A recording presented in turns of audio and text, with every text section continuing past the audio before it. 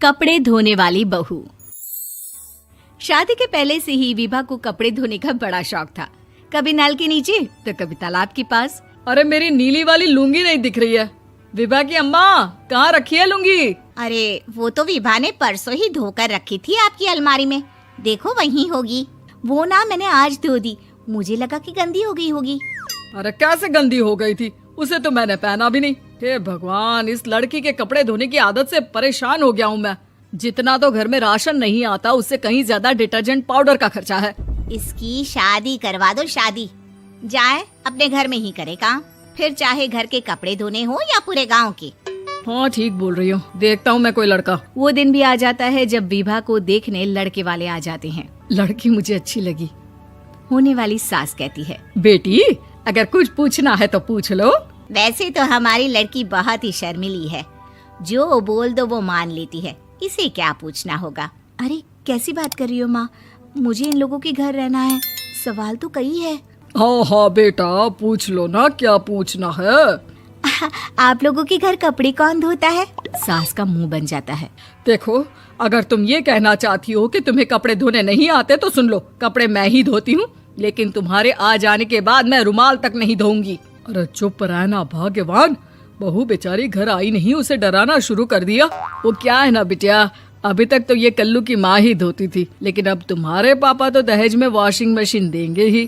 तभी विभा की माँ बोल पड़ती है, सवाल भी पूछा तो क्या। वैसे भाई साहब, मशीन की तो फिर भी कपड़े धोने की कैपेसिटी होती है। मतलब जो बिटिया दे रहे हैं ना विभा, इसे कपड़े धोने का बहुत शौक है। ये आप लोगों के क्या, आस पड़ोस गांव मोहल्ले सबके कपड़े धो दे और उफ तक ना करे। बाहर देखा नहीं आपने कितने कपड़े सूख रहे हैं? सब हमारी बिटिया ने ही तो धोए हैं। बस भी करो ना माँ, शर्म आ रही इतनी तारीफ सुनकर।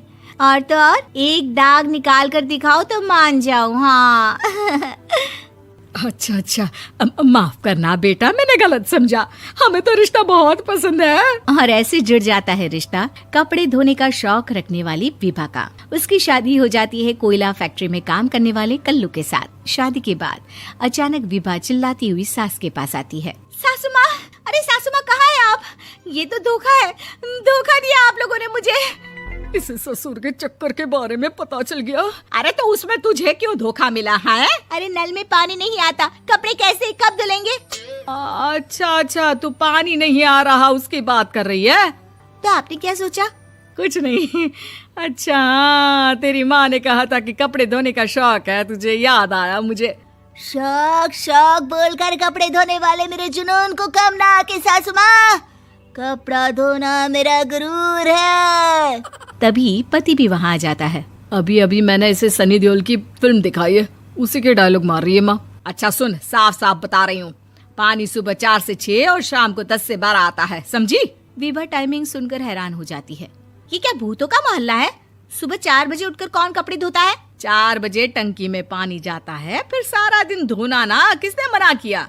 अरे कैसी बात कर रही हैं? 200 लीटर की टंकी में कितने कपड़े धो लूंगी मैं, सुबह ही उठ जाऊंगी मैं। अब क्या था, विभा सुबह 4 से लेकर रात के 12 बजे तक कपड़े ही धोती रहती। एक रोज सास पड़ोस से निकलकर कहीं जा रही होती है कि साथ वाली कहती है, हाँ कल्लू की माँ, जरा ये बताओ कि 2 साड़ी है, 2 ब्लाउज और एक पेटीकोट और एक नाड़े वाला लंबा कच्छा।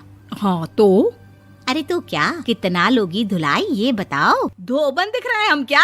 हमारे पति सरकारी नौकरी से अभी अभी रिटायर हुए हैं और बेटा सुपरवाइजर है कोयला फैक्ट्री में। धोबन समझ रखा है हमें?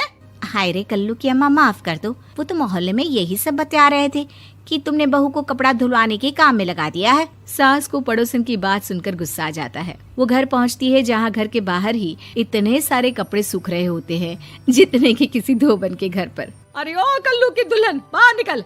माँ जी यहीं आ जाओ, बाथरूम में चादर धो रहे हैं हम। अरे अभी हम धोते हैं, तुमको बाहर निकलो। ये आस पड़ोस वाले बोल रहे हैं कि हम बहू से कपड़े धुलवा कर उसे कपड़ा धोने वाली बना दिए हैं। अरे छोड़ो ना माँ जी, किन लोगों की बातों में आती हो?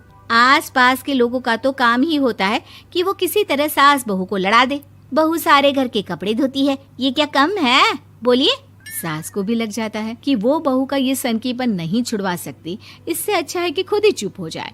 एक रोज सास और बहू मंदिर जाते हैं, जहाँ सास की साड़ी वहाँ खड़ी भीख मांगने वाली से मिलती है। माँ जी क्या बात है, आपकी साड़ी उस भिखारन से कितनी मिल रही है ना? हाँ हाँ देखो तो, दोनों की साड़ी मिल रही है। क्या बात है कल्लू की अम्मा, तुम खुद को तो अफसर की बीवी बताती हो और ऐसी सिंपल सी प्लेन साड़ी पहनकर घूमती हो। सिंपल और प्लेन नहीं है ये साड़ी। तो क्या सोने के धागे से फूल बने हैं?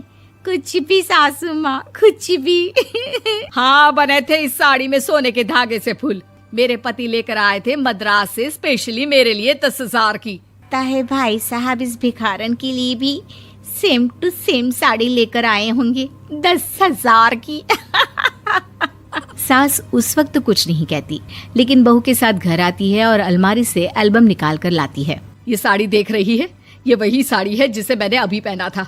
इस साड़ी में ये जो चमकदार फूल दिख रहे हैं ना, ये सोने के धागों से काढ़े गए हैं।